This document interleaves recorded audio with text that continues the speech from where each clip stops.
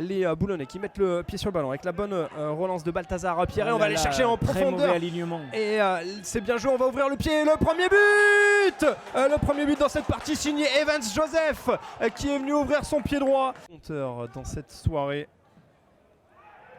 Oh, il y a de la densité, le ballon récupéré, la frappe magnifique. et le but, l'égalisation. Oh, l'égalisation magnifique de Kevin Testu. Le choix était différent de la part de Karim Mokedem. Et la réaction, et voilà tout de suite un nouveau but. Oh là là, magnifique le coup franc. Est-ce qu'il a été dévié de la tête? Pas sûr. Non, non, absolument pas. C'est des coups francs qui sont mortels. Coups également un petit peu plus haut. Ah là, c'est très très beau une 2. Ah, magnifique. Et l'égalisation. Eh bien, voilà, après. ils ont trouvé Ribelin et ensuite ils ont trouvé coup sur un 1-2. Eh bien, c'est Romain Montiel. Et Senneville va relancer en profondeur. C'est quasiment le copier-coller du premier but. Et voilà, ça fait 2. C'est Evans Joseph qui vient doubler la mise. La copie conforme ou presque sur l'action précédente qui avait été Oh là là là là. Alors là, c'est carton. Ça peut être le rouge. Dans la poche, c'est rouge. Ouais, c'est rouge, ouais, voilà. Le carton rouge pour Balthazar Pierret. Il est malheureux, Balthazar Pierret, sur cette action. C'est lui, la cour qui va sûrement remettre un ballon dans la surface. Et c'est repoussé, mais ça revient sur un Burgien Montiel et ça revient pour Capou. Oh, l'égalisation. Oh, Lucas Capou.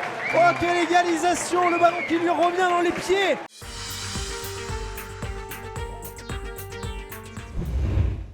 Maxime Etouin qui va se charger de frapper ce corner. C'est frappé fort au point de pénalty. La tête et l'ouverture du score pour cette équipe du Mans. La tête d'Afidi, me semble-t-il. Attention avec ce ballon récupéré par Cropanèse à l'entrée de la surface de réparation. Cropanèse qui percute Cropanèse et qui s'écroule. Et Monsieur Delpech qui va signaler le pénalty.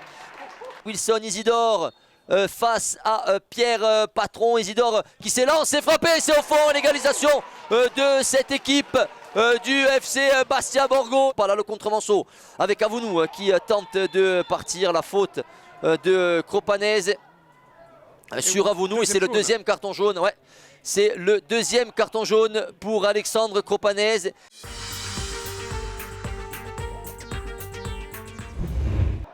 Et attention Alexis Arrojo, le festival, il avait ouvert son pied gauche, la deuxième tentative. Hop, parce que le ballon est rentré, il est parti fêter. Alexis Arrojo, que signale monsieur l'arbitre? Oui, c'est l'ouverture du score. Et bien pour le génie.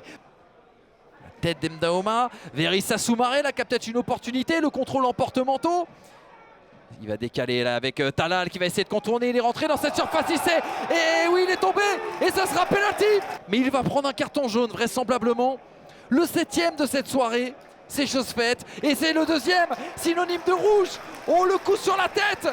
Le coup sur la tête parce que non seulement il va y avoir un penalty, une égalisation possible à 5 minutes de la fin. Gaëtan Perrin face à Kakou. Perrin qui s'élance. Et alors voilà le but. Égalisation pour Gaëtan Perrin. Le garçon passé dans son enfance à Saint-Quentin-Falavier. Le relais avec son latéral. Et Farad qui va passer. Et il y aura une faute sur Baldé. Et on va demander au staff médical de rentrer. Il y aura un carton rouge. Carton rouge contre Kevin Farad. Konaté. Monsieur Chanciou qui ne s'est pas laissé prendre. Allez, le ballon. Allez, pour Sawado qui va rentrer dans la surface de réparation. Le centre à terre. Elle est arrivée. Et le penalty. Et ouais, le penalty avec la faute. Sifflé contre. Oh, attention, la couleur du carton. Ce sera jaune contre Savane. Et donc ce sera penalty. C'est parti. Et l'ouverture du score pour l'US Créteil, Lusitanos. Le but d'Abdelmalek Mogdad qui vient marquer son premier but cette saison et la délivrance. Cholet a beaucoup de mal pour se positionner entre les lignes et du coup tout le monde est statique. Et attention là, la faute de Konaté, j'ai l'impression. Et 10 contre 10 avec l'expulsion d'Amadou Konaté.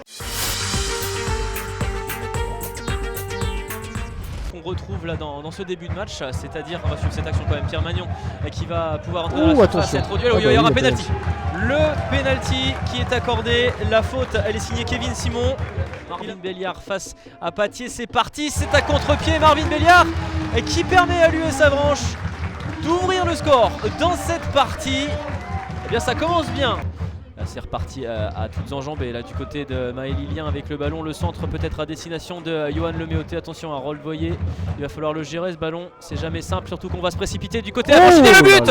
Le but qui est marqué par Saint-Brieuc, ça ressemble à un but casquette pour ne rien vous cacher, j'ai pas vu qui était le buteur. Attention, il tente de le jouer vers l'avant, c'est bien fait, c'est fait Brian Jean-Baptiste là, et c'est super bien joué pour Pierre Magnon qui peut rentrer dans la surface peut-être, Pierre Magnon qui va donner le ballon dans l'axe pour Azedine et qui va marquer Azedine Ounahi, et l'US Avranches dans son temps fort qui ne tarde pas à concrétiser. Saint-Brieuc a baissé le pied pendant quelques secondes.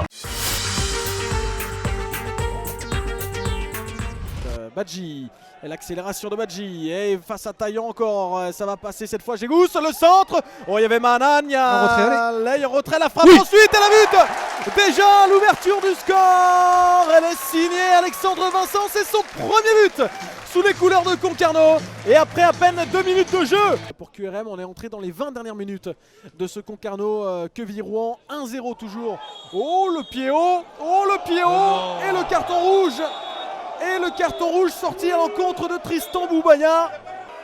Et le coup franc lui en tout cas il est joué. Belcorchia s'est renvoyé. Ça revient sur Sangaré. Pied gauche, pied droit ensuite. Sangaré qui aurait pu frapper, qui va finalement décaler Taillan. Centre de Taillan. Il est intervenu mais il y a l'égalisation immédiate de QRM qui profite tout de suite de sa supériorité numérique pour revenir au score. 10 minutes d'effectuer quasiment du côté de Villefranche, 9-30 exactement. Attention le long ballon et pour aller chercher Anthony Robic dans la surface. Oh là là là là là là, Anthony Robic qui récupère ce ballon, qui contrôle de la poitrine et qui enchaîne avec une frappe. Allez avec Pagerie maintenant. Injaï derrière, Regina. Ah, attention Injaï, la deuxième. Oh le but. Oh là là là là.